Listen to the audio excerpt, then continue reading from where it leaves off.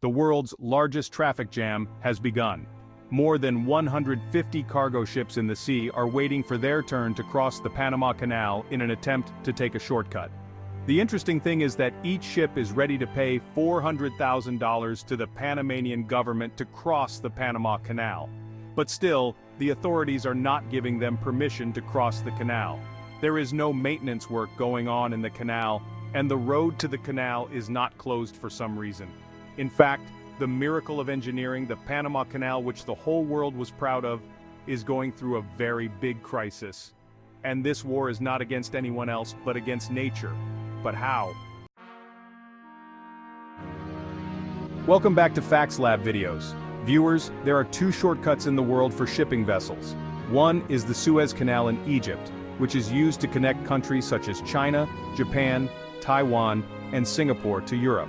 Similarly, if these countries' ships have to go to East America or East Canada, or from Europe to West America, then another shortcut is used, and that is the Panama Canal, built right at this point in Central America. There are about 50,000 cargo ships in the world, and 70% of them use these two shortcuts. That is, if for some reason these two shortcuts have a problem in the Suez and Panama Canals, it will have an impact on the whole world, even if it does not want to. A glimpse of which the world has seen before when in 2021, the Ever Given ship had kept the traffic of the entire Suez Canal closed for 6 days. If this happens in the future, then the ships will have to go all the way around, which will take a lot of time, and the fuel cost will also be extra. After traveling around, this extra cost will have to be paid by the end user, that is, you and me. To use these shortcuts, shipping companies pay heavy toll taxes to the canal authorities, and they also have to show off. But what is the compulsion, and why do we need canals? Suppose a ship from the United Kingdom to Europe has to go to San Francisco in West America. Now this ship has two ways to get to its destination. Either it will pass through the entire North Atlantic Ocean, cross Cape Horn at the bottom of South America, enter the Pacific Ocean, and go from there to San Francisco. This total distance is more than 25,000 kilometers, in which the ship will have to spend 28 days and at least 80 lakh liters of fuel. In this entire trip, the shipping company will not only waste time, but will also spend $32 million in fuel costs, which amounts to 260 crore rupees. The second way is straight from the United Kingdom to the Caribbean Sea, and here using the shortcut of the Panama Canal, straight to the Pacific Ocean and then to San Francisco. On the first route, where the distance of 25,000 kilometers had to be traveled using the Panama Canal, this distance has been reduced to only 14,000 kilometers, that is 44% less than the first route. Due to the Panama Canal, the shipping company saves about half the fuel cost, which amounts to $14 million. Now you must be thinking that ships prefer to pass through the Panama Canal when they have more savings to spend. But this is not the case. Today, the toll tax of a ship passing through the Panama Canal is about $400,000, but sometimes this rate goes up to 8 to 10 lakh dollars, and even then the ships happily pay this amount.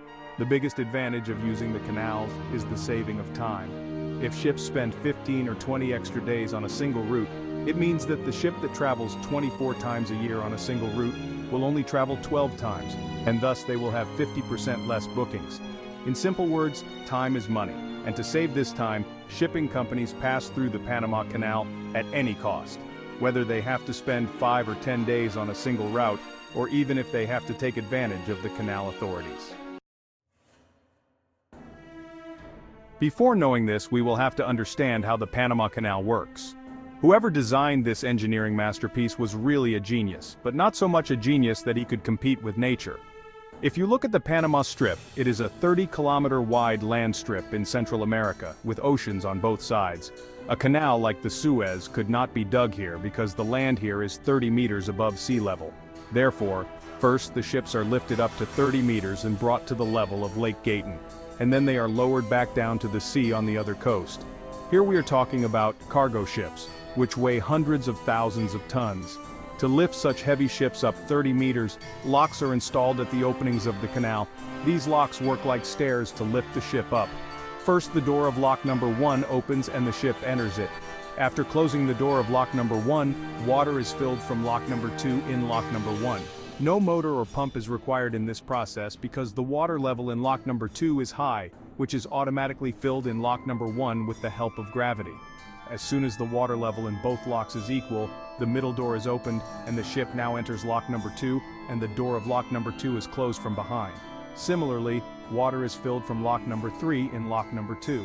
After the water level in both locks is equal, the middle door is opened and finally the ship reaches lock number 3. After closing the door of lock number 3, the water of Lake Gatun is now filled in lock number 3, which equals the water level of Lake Gatun in lock number 3. After opening the last door, the ship now enters Lake Gatun. In this process of 10 to 15 minutes, the ship rises 30 meters above sea level. After traveling in Lake Gatun, it takes the ship 11 hours to reach the other coast of Panama, and there are also the same locks that bring the ship back 30 meters below sea level. It should be noted here that in both processes, that is, the water of Lake Gatun is used to lift or lower the ship. The water of lock number 1 is left in the sea so that it can reach the sea level. And this is the fresh water of the lake that is actually put in the sea and wasted. The water of Lake Gatun operates the locks of the Panama Canal, as well as the drinking water of the local population here. Only one ship using the Panama Canal wastes as much water as 500,000 people drink every day. When the Panama Canal was built 110 years ago, it was not even in anyone's imagination what would happen if the rainwater in Lake Gatun decreased. And the same problem is now at the neck of the Panamanian government. Yes, every 7 years there is a wave in which the rainfall in the area of Panama decreases a lot. This crisis is getting more and more serious every time. And this time the situation here is so bad that there was no rain here last year in 2023, and the weather department has predicted very little rain in 2024. Looking at this, the Panama authorities have only two options left. Either they run the canal, or provide their people with drinking water. They get an annual income of $4.32 billion from the canal, which is a very large part of the total GDP of the Panama country. If the canal is closed, the income is affected, and if the canal is open, there is a problem of drinking water. Even after installing pumps, seawater cannot be put in Lake Gatun because it will easily operate the canal, but then the water in the lake will become salty, which will not be drinkable. Therefore, now the government has started taking some measures to save Lake Gatun water. First of all, where 38 ships pass through the canal a day, this number has been reduced to 18 ships a day. And secondly, only those cargo ships are given permission to pass through the canal who have fewer containers. Obviously, the more weight on the ships, the more water they will waste. Due to these restrictions, 40% of the cargo is being loaded in one ship, and the remaining cargo is loaded in new ships. That is, the total number of ships passing through the Panama Canal has increased even more than before. There is a line of ships outside the Panama Canal, and they are waiting for their turn to pass through all the canals. Especially those who have not been booked in advance, they are forced to wait for 15 days. Along with these restrictions, 10% extra costs in toll tax are also being collected in the name of freshwater surcharge. This has caused a lot of disturbance on the routes from Europe to West America and East America to East Asia. Cargo is being delayed, and advance booking on the Panama Canal has to be done 3 months in advance. That is, the goods that are being manufactured in the factory now, the Panama Canal booking has to be done before manufacturing for their delivery. That too, at high prices. Now to solve this problem, different proposals are being given. A bio-oceanic corridor will be built in this. Ships will unload containers on one coast first, then those containers will be loaded in a truck or train and taken to the other coast. And then there will be reloading in other ships from there. This option is quite good, but in the western parts of South America, the Andes mountain range is standing as a wall.